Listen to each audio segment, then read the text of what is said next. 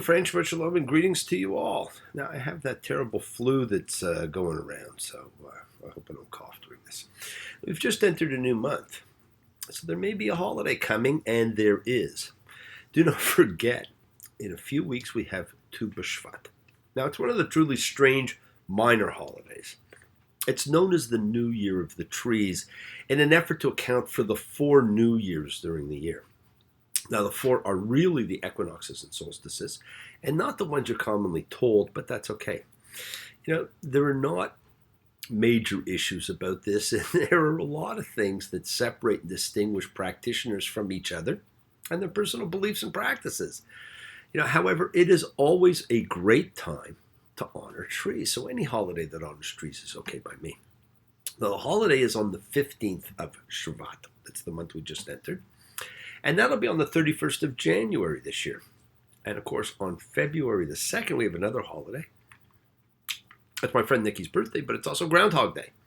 And I guess there are simply spring-type holidays, Groundhog Day and Tu B'Shvat, anticipating new growth, new life. Now, Tu means 15th. So Tu B'Shvat is the 15th of Shvat, just as Tu B'Av is the 15th of Av, that great holiday known as the Day of Love. Now, it's interesting how ancient cultures selected certain dates and counted from them. The Romans had 3 key dates in a month. The calends, which was the first day of the new moon, and comes from the Greek meaning to pronounce or announce, because in all ancient cultures, new moons were announced. The nones. And we announce our new moons too.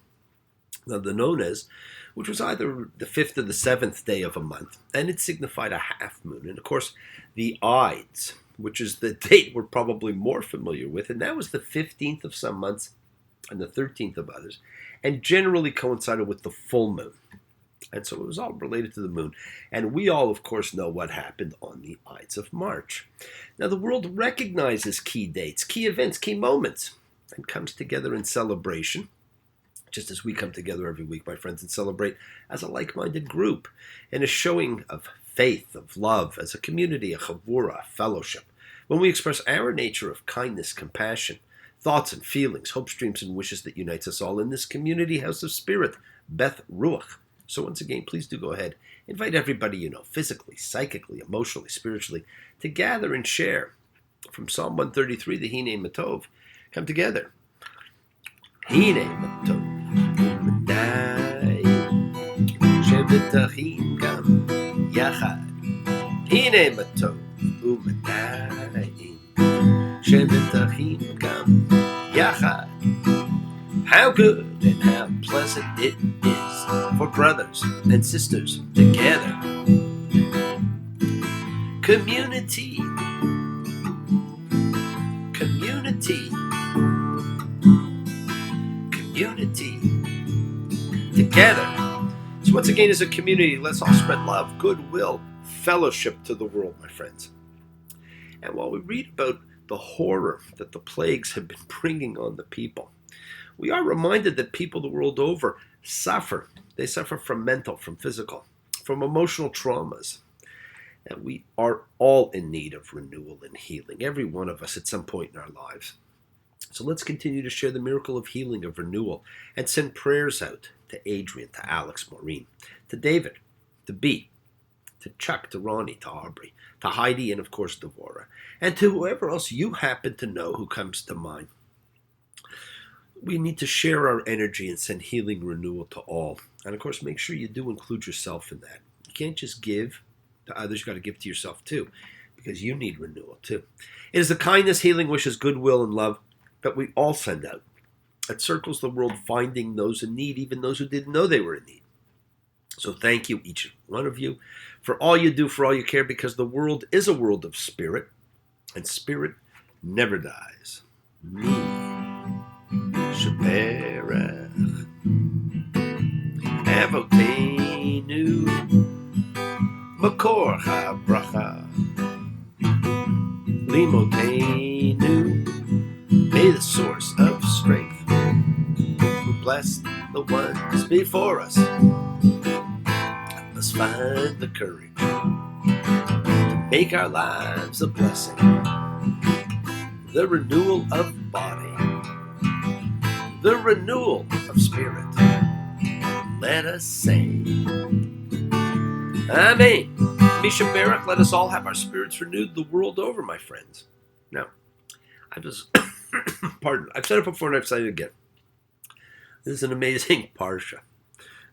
This rolls everything into one, as so many do. We have an examination of ego. We have the introduction of the calendar. We have instructions for a special event, and we have the final manipulation of a God king. And of course, we get the final plagues. And that was promised earlier, although we didn't know it was really a promise. This is Bo, come. Now, Bo is one of those interesting words. It has more than one meaning. And of course, many of the Hebrew words that we've come across have more than one meaning. And the meanings are opposite. Just like shalom, which is probably the most common of the words that has opposite meanings, which means peace, hello, and goodbye. Well, Bo is come and go. So what's the difference? Well, in this case, it's about our approach to things. We can go away from something, or we can come to something. And almost all of our decisions in life involve this choice. We get away from, or we go to.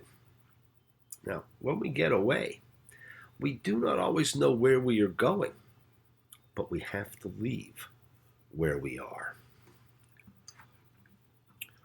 Wednesday morning at 5 o'clock, as the day begins, silently closing her bedroom door, leaving the note that she hoped would say more.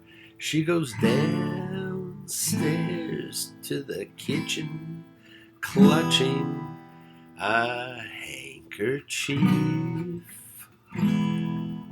quietly turning the back door key. Stepping outside, she is free. We gave her most of our lives, is leaving, sacrificed most of our lives. Home, we gave her everything money could buy.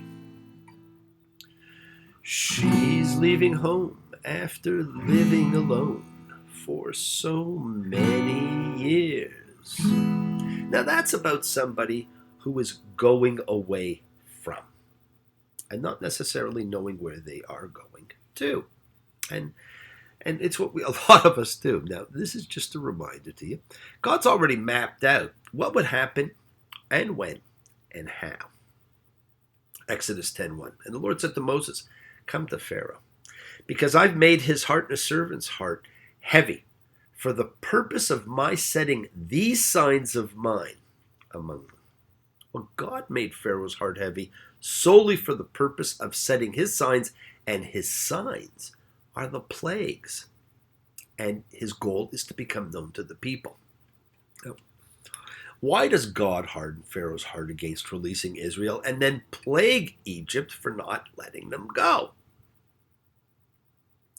Now, if we use punishment as a reason, which is the standard reason, we have to examine this and see, because the reality is the Torah does not present the plagues as punishment of the Egyptians for enslaving the Israelites at all, but rather only as signs by which God will become known. And that's important to keep in mind. We just like to think it's punishment. No. We now have the balance of the plagues coming. The 8th, 9th, and 10th. Now, the 8th is locusts. Exodus 10:4. Because if you refuse to let my people go here, I'm bringing a locust swarm in your border tomorrow. Now, why say if you refuse when God is going to prevent it? Now, perhaps God has not told Moses just when he will allow the Exodus and when he will prevent it. Why? Why would that be? And the locust swarm came up over the land of Egypt and lingered in all of Egypt's border, very heavy. Before it, there was no such swarm like it, and after it, there will not be such again. Now, this is where we read that each plague completely destroys everything that was left. So take it all, and realize that this is just complete devastation. Now, Pharaoh wants to let the people go. Exodus 10:20. And God strengthened Pharaoh's heart, and he did not let the children of Israel go. Now the ninth is darkness. And he who causes to be said to Moses, reach out your hand at the skies, and let there be a darkness on the land of Egypt, and one will feel the darkness. Now, wow, one will feel the darkness, like the other plagues. This one is explicitly identified as different from what is found in nature at other times. The hail and the locusts are unlike anything that has ever happened in Egypt. And now we get a 3-day darkness that can be felt. Now there was a palpability, a weight to the words of ancient man, and this darkness had that weight. And you would think it's enough, but Exodus 10:27. And the Lord strengthened Pharaoh's heart, and he was not willing to let them go. And God said to Moses, I'll bring one more plague on Pharaoh and on Egypt. After that, he'll let you go from here. When he lets go completely, he'll drive you out from here. Well, we know about that 10th plague. It was foretold at the beginning of the story, and now we've had it confirmed that it's coming. Now, let's go back to this concept of the book of names, the name. Now, that name of God that we now know is He who caused to be. It's a great meaning to the name of God and gives an incredible secret to accomplishing anything in life, my friends.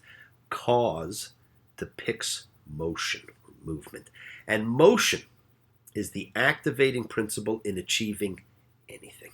Think as much as you like, feel as much as you like, but without activation, motion, action, nothing will happen. And it's not enough to want to go from. We also need to start thinking about, where are you going to?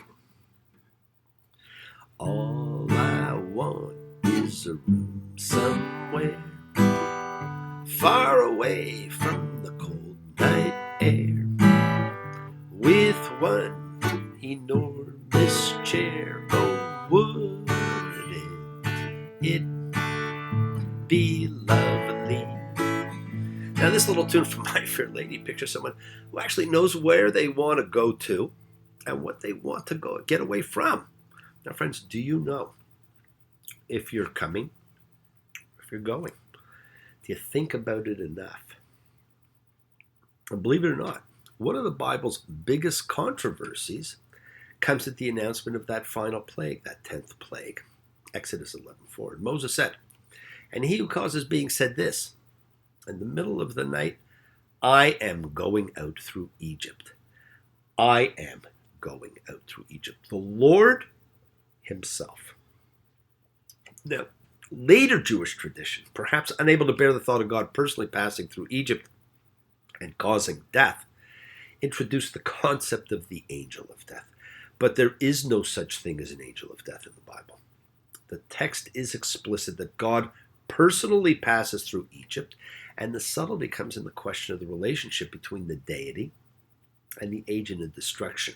On one hand, God says, I strike Egypt, and on the other, it appears that God halts at each door and prevents this destroyer, Mashit, from coming into the house. Exodus 11:5. And every firstborn in the land of Egypt will die, from the firstborn of Pharaoh, who's sitting on his throne, to the firstborn of the maid who was behind the mill, and every firstborn of an animal. But not a dog will move its tongue at any of the children of Israel, from man to animal, so that you'll know that he who causes to be will distinguish between Egypt and Israel. Well, here we go again with that idea of separating, dividing, distinguishing, not unifying. So maybe Genesis 6 was telling it all when God said that man has evil in his heart. It was a flaw we were built with. And it becomes the easy way, the path of least resistance. And so it takes every ounce of strength to overcome and choose goodness, decency, unification, love. But when you do, my friends, your world is different. But God was not finished with his introduction to the world yet. And the Lord said to Moses, Pharaoh won't listen to you in order to multiply my wonders in the land of Egypt. And Moses and Aaron had done all these wonders in front of Pharaoh, and God strengthened Pharaoh's heart, and he did not let the children of Israel go from his land. You know what? I read this and I go, when is enough enough? And this is when we get all these rules and regulations. We get the calendar set, which we pretty well ignore, and instructions for Passover. Exodus 12:1, and the Lord said to Moses and to Aaron in the land of Egypt, saying, this month is the beginning of months for you. It's the first of months of the year for you. And you get the actual Passover meal explained. Exodus 12:8. And they will eat the meat in this night. They will eat it fire roasted and with unleavened bread on bitter herbs. My friends, you can tell the entire story of the Exodus from the food alone. And I've yet to see a Seder go back to this. Now, I have conducted Seders like that. The Seder process that we follow is actually much closer to Second Temple times. So it's not the same. And you shall eat it like this. Your hips clothed, shoes on your feet, your staff in your hand, and you shall eat it in haste. It is God's Pesach, which we translate as Passover. And I shall pass through the land of Egypt in this night, and I shall strike every firstborn, in the land of Egypt, from human to animal, and I shall make judgment on all the gods of Egypt. I am he who causes to be. Now, we all know that great scene with the painting of the doorposts and the lintels with blood. And the blood will be as a sign for you on the houses in which you are, and I shall see the blood, and I shall halt at you, and there won't be a plague among you. Now, in this book of names, we have one of the great misnomers of the Bible here. In Hebrew, Pesach does not mean to pass over. Now, that wording's led people to imagine, the deity floating over the houses. No. When God sees the blood, he halts at that door. Stop, turn, move on to the next. It's a series of movement, stopping, halting, changing position. That's what Pesach really means. It's to halt. And we are told, celebrated through your generations, an eternal law. Well, that's pretty big. There's really only a few things that really get this emphatic order that it is eternal. It is the day we too can halt, take stock of ourselves, and we can leave fear behind and move to our promised land. Yes, the world is sacred. So is everything in it. Express your gratitude, light a candle, make a wish. Celebrate your life and the lives of those you love. Share your feelings with them. Live free, be free, honor your freedom. Be well, be happy, be blessed. Share and honor the light, and all who live in the light and continue to shine. Continue to send everybody you know goodwill and love. Pray for peace, my friends, and freedom for everyone, and end to terror and hatred. Remember, we are a community. We learn together, we celebrate each other, we love each other, we share this ride together, men and women equally. So let's send out love, not fear. Send out peace, harmony, goodwill, and healing to all who need it. And please do learn to forgive and learn to love, including yourself. Open your hearts and honor the relationships of your life, and tell those you love that you love them.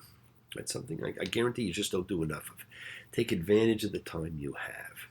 Enjoy your journey. We take the twists and turns in the pattern that weave through the fabric of our lives in our effort to grow, to learn, to be, to love. So please do love. Now bless you all. Have a fantastic week. A week of love and light, a week of peace, a week of miracles.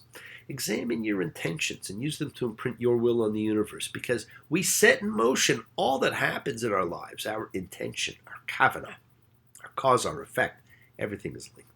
And as I've said, you always have time to forgive and to be forgiven, because you have that knowledge of what is good and bad.